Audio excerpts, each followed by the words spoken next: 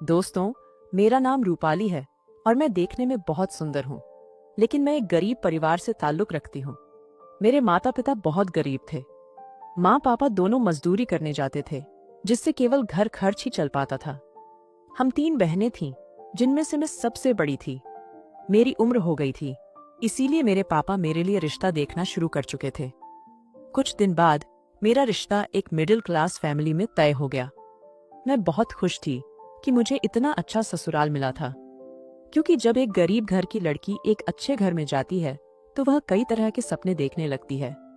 उनमें से मैं भी एक थी जो बहुत तरह के सपने देखने लगी थी। मेरे ससुराल वालों की सबसे अच्छी बात यह थी कि वे दहेज के खिलाफ थे। उन्होंने मेरी शादी के लिए भी कोई मांग नहीं रखी। यह देखकर मेरे माता पिता बहुत खुश थे। वैसे भी मेरे माँ बाप की उतनी हैसियत नहीं थी कि वे दहेज दे सकें। मैं देखने में बहुत अच्छी लगती थी, जिसकी वजह से लड़के वाले मान भी गए थे। अच्छा रिश्ता था, इसीलिए मेरे पापा ने 1 महीने के अंदर ही मेरी शादी करवा दी। मैं अपने ससुराल में आ गई। मेरे पति का नाम राजेश था। वे बहुत अच्छे और सुलझे हुए इंसान थे। मेरे ससुराल में मेरे सास ससुर के अलावा मेरा एक देवर भी था, जो मेरी ही उम्र का था। वह बहुत समझदार और सुलझा हुआ लड़का था। इतना अच्छा ससुराल पाकर मैं बहुत खुश थी। मेरे देवर का नाम रोहन था। वह अभी पढ़ाई कर रहा था। मेरे पति एक ऑफिस में काम करते थे। वहां उन्हें अच्छी तनख्वाह मिल रही थी, जिसकी वजह से घर का खर्च बहुत अच्छे से चल रहा था। धीरे धीरे वक्त गुजरता गया और हमारी शादी को 1 महीना हो गया। इस 1 महीने के अंतराल में मैं अपने सास ससुर की सेवा बड़े अच्छे से करने लगी थी, जिससे मेरे पति हमेशा यही कहा करते थे, अंजलि, तुम वाकई में बहुत समझदार हो। जैसा मैंने सोचा था तुम बिल्कुल वैसी ही हो। तुम मेरे माँ पिताजी का बहुत ख्याल रखती हो, इसीलिए वे भी बहुत खुश रहते हैं। वे हमेशा तुम्हारी तारीफ करते हैं। उनके मुंह से मेरी तारीफ सुनकर मेरे पति भी खुश हो जाते। वे मुझसे कहते, बस तुम ऐसे ही मेरे परिवार को संभाल कर रखना। मैं उनसे कहती, आप चिंता क्यों करते हैं? मैं अपनी तरफ से पूरी कोशिश करूंगी। आप सिर्फ अपने काम पर ध्यान दीजिए। इसी तरह मेरा देवर रोहन भी अच्छी सोच रखने वाला था। वह थोड़ा मजाकिया था, लेकिन दिल का बहुत ही अच्छा था। घर में बहुत ही खुशियां थीं। हर दिन ऐसा लगता था जैसे कोई त्योहार हो। घर के सभी लोग मेरा खूब ख्याल रखते थे, लेकिन किसे पता था कि यही खुशियां सिर्फ चंद दिनों की ही थीं। जिस घर में खुशियां ही खुशियां थीं, उसी घर में अचानक मातम छा गया। ऐसा किसी ने भी नहीं सोचा था। मेरे सपने, मेरे अरमान, सब के सब धरे के धरे रह गए। यूं तो मैंने कभी सोचा भी नहीं था कि एक गरीब घर से आकर मैं इस घर में इतना खुश रहूंगी। यह सोचकर मैं बहुत खुश थी, लेकिन कुदरत ने मेरे साथ ऐसा करिश्मा दिखाया कि वह सारी खुशियां मुझसे छिन गईं। एक दिन जब मेरे पति राजेश अपने काम के लिए गए तो रास्ते में ही उनका एक्सीडेंट हो गया। जब यह खबर हम सबको मिली तो ऐसा लगा जैसे हमारे ऊपर कोई पहाड़ टूट पड़ा हो। मैं सिर्फ 22 साल की थी और विधवा हो गई थी। मेरी शादी को अब भी 2 ही महीने हुए थे। मैंने तो अभी अपने पति को जी भर के देखा भी नहीं था। ना ही मेरा कोई सपना या अरमान पूरा हुआ था। लेकिन किस्मत ने मेरे साथ ऐसा खेल खेला कि मेरे जीवन का मतलब ही बदल गया।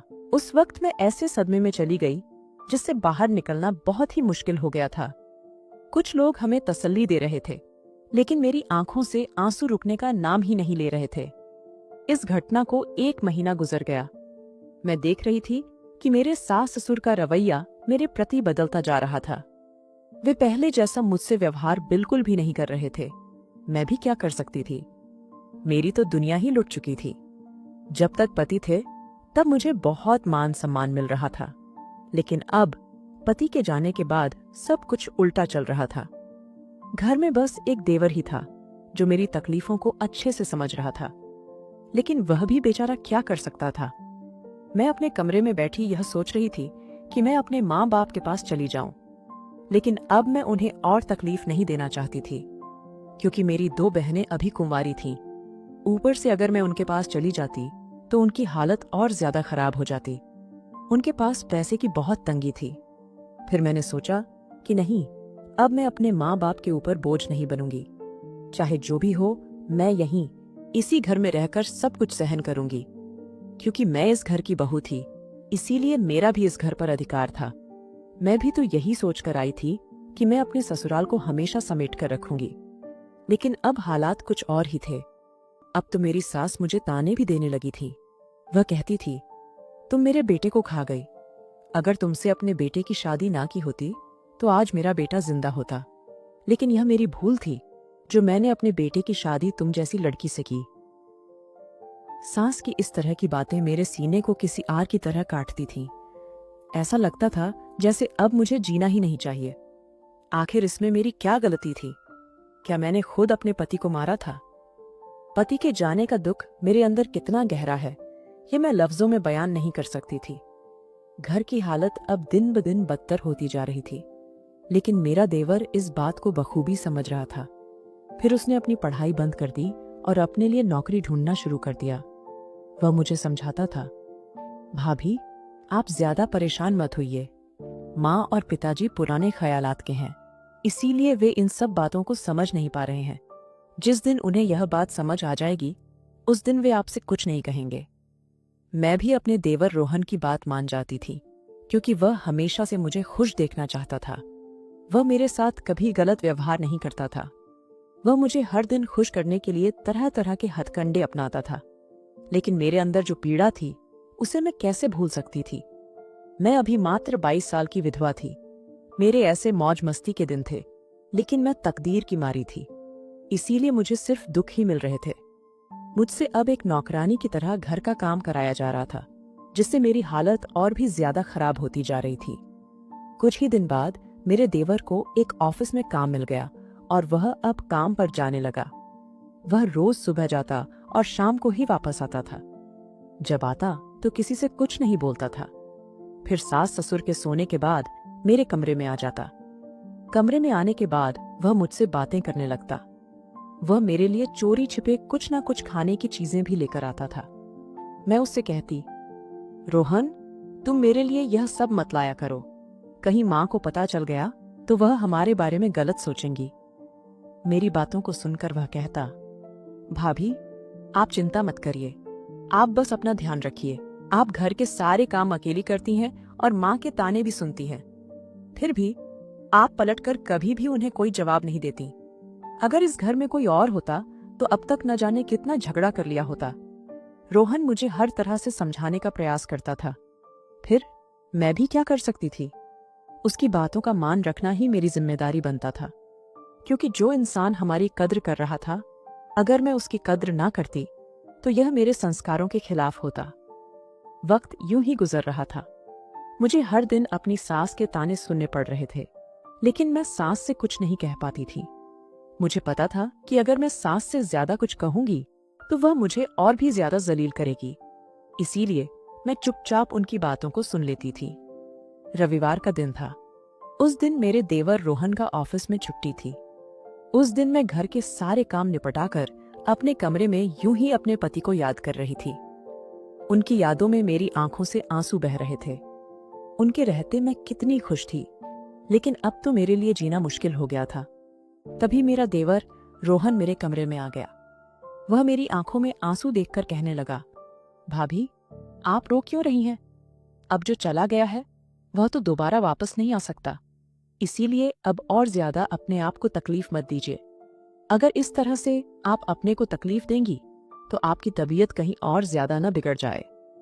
मैंने देवर से कहा, रोहन, आप मेरी इतनी फिक्र क्यों करते हो, जबकि आपकी माँ और पिताजी मुझे हर रोज ताने मारते हैं। आखिर इसमें मेरा क्या कसूर है? पति के जाने का दुख मुझे भी तो है। क्या वह इस बात को नहीं समझते? मैं यह सब कुछ अपने देवर रोहन से कह रही थी और रोए जा रही थी।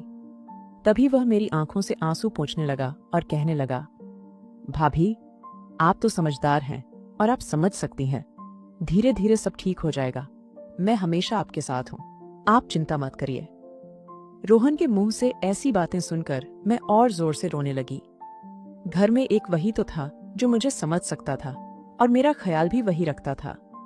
उसने मुझे अपने गले से लगा लिया और मेरे साथ रोने लगा। कुछ देर के बाद हम दोनों चुप हुए और आपस में यूं ही बातें करने लगे। तभी मेरी सास वहां आ गई और मुझे इस तरह से रोहन के साथ देखकर वह उल्टा सीधा कहने लगी। वह कहने लगी, मेरे एक बेटे को तो तूने खा लिया, अब मेरे दूसरे बेटे को भी खाएगी क्या? आज के बाद मेरे बेटे से दूर रहना, नहीं तो मुझसे बुरा कोई नहीं होगा। सास की बात सुनकर तो जैसे मेरे ऊपर बिजली ही गिर पड़ी थी। मैं यूं ही फूट फूट कर रोने लगी। रोहन अपनी माँ को समझा रहा था, लेकिन वह उसकी किसी भी बात को समझने के लिए तैयार ही नहीं थी। वह सिर्फ मुझे ही दोषी ठहरा रही थी। इसी तरह 6 महीने गुजर गए। इन 6 महीनों में रोहन मेरा बहुत ख्याल रख रहा था, और इसी बीच हम दोनों में नजदीकियां भी बढ़ गई थीं। मुझे ऐसा महसूस होने लगा था कि रोहन मुझसे प्यार करने लगा है, क्योंकि इतना ज्यादा ख्याल कोई और नहीं रख सकता था। एक दिन हमारे घर पर एक शख्स आया और वह मेरी सास और ससुर से कुछ बातें करने लगा। फिर वह पैसे का एक बंडल मेरी सास के हाथ में रखकर चला गया। यह सब कुछ मैं अपने कमरे से देख रही थी। मुझे इस बात से बहुत हैरानी हो रही थी कि एक अनजान शख्स मेरी सास को इतने पैसे देकर क्यों गया था। अब मैं यह बात अपने देवर को भी नहीं बता पा रही थी, क्योंकि उस दिन सास ने मुझसे जैसा व्यवहार किया था, तब से मैं देवर से दूर ही रहती थी। लेकिन रोहन हमेशा मेरी फिक्र करता था और मेरी हालातों के बारे में जानने की कोशिश करता था। फिर न चाहते हुए भी मुझे उससे बात करनी पड़ती थी। आज शाम को जब रोहन घर आया तो उस वक्त सास घर में नहीं थी। तब मैंने उस पैसे और उस अनजान आदमी के बारे में रोहन को सब कुछ बता दिया। वह मेरी बात पर यकीन नहीं कर रहा था। तब मैंने कहा कि वह खुद अपनी माँ से इस बारे में बात करे। वह मेरी बात मान गया और अपनी माँ के आने का इंतजार करने लगा। थोड़ी देर बाद मेरी सास घर आ गईं। उनके आते ही रोहन ने पूछा, माँ, क्या तुम्हें कोई अनजान आदमी पैसे देकर गया है? सास कहने लगी, हाँ, लेकिन यह बात तुम्हें कैसे पता चली? रोहन ने अपनी माँ से इस बारे में विस्तार से पूछा, लेकिन वह शुरू में बात से साफ इनकार कर गईं। तब रोहन ने अपनी कसम देकर उनसे सच्चाई बताने को कहा। आखिरकार सास बोल पड़ी। वह कहने लगी, वह आदमी रूपाली से शादी करना चाहता है। पता नहीं कब और कैसे उसे रूपाली के बारे में पता चल गया। फिर एक दिन वह उसे देखने भी आया था। उसी दिन से वह उससे शादी करने की बात कर रहा है। मैंने उसे मना कर दिया था, लेकिन फिर वह पैसे देने के लिए कहने लगा। तब मैंने सोचा कि वैसे भी अब यह हमारे किस काम आएगी। अगर यह इस घर में रहेगी तो तुम्हें भी ले डूबेगी। इसी वजह से हम इसे इस घर से विदा कर देना चाहते हैं। सास के मुंह से यह बात सुनकर ऐसा लग रहा था जैसे अब जमीन फटे और मैं उसमें समा जाऊं। मेरी जीने की इच्छा अब पूरी तरह खत्म हो चुकी थी। मेरे सास ससुर इतना नीचे गिर सकते हैं, ये मैंने कभी सोचा भी नहीं था। मेरा देवर रोहन इस बात पर अपने माँ बाप को भला बुरा कहने लगा।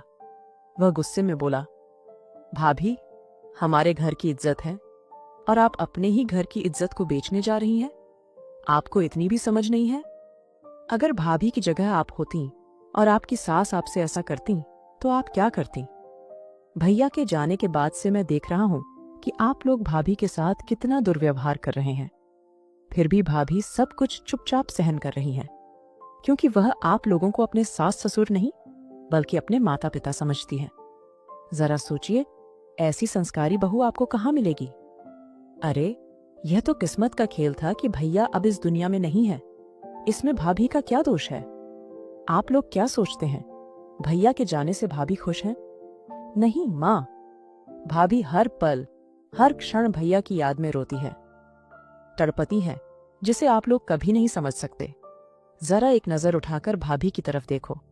इनकी अभी उम्र ही क्या है और ये इतनी छोटी उम्र में एक विधवा की जिंदगी जी रही है। क्या इससे बड़ा दुख इनके लिए और कुछ हो सकता है? देवर की बात सुनकर मेरे सास ससुर को अफसोस होने लगा। उन्हें यकीन हो गया कि वह मेरे साथ गलत कर रहे थे। उन्होंने मुझसे माफी मांगने की कोशिश की, लेकिन मैं उतनी निर्दयी नहीं थी कि उन्हें माफ ना करूं। मैंने कहा, माँ जी, आप मेरी माँ हैं, आपको मुझ पर पूरा अधिकार है, आप कुछ भी कह सकती हैं। मेरी बात सुनकर उन्होंने मुझे अपने गले से लगा लिया। उसके बाद मेरे सास ससुर ने मेरी शादी रोहन के साथ करने का फैसला कर लिया। उन्होंने मुझसे इस बारे में पूछा, लेकिन मैंने कहा कि मुझे सोचने के लिए कुछ वक्त चाहिए। फिर मैंने इस बारे में बहुत सोचा। मैंने अपने आप में महसूस किया कि मैं भी अब रोहन से प्यार करने लगी हूँ। वैसे भी मेरी अभी उम्र ही क्या थी और इतनी छोटी उम्र में विधवा की तरह पूरी जिंदगी बिताना बहुत मुश्किल था। इसलिए मैंने अपनी सास को अपनी मंजूरी दे दी। 2 दिन बाद ही मेरी शादी रोहन से करा दी गई। हालांकि मैं अपने पहले पति को कभी नहीं भूल सकती थी, लेकिन अब जब मुझे किसी के सहारे की जरूरत थी तब वह नहीं थे। ऐसे में मेरे पास कोई दूसरा विकल्प भी नहीं था। रोहन एक अच्छा इंसान था और सबकी बहुत कद्र करता था। इतने दिनों में उसने मेरा जितना ख्याल रखा उसके लिए मैं शुक्रगुजार थी। मैं खुशी खुशी रोहन को अपना पति मानकर अपने जीवन की नई शुरुआत कर दी। दोस्तों,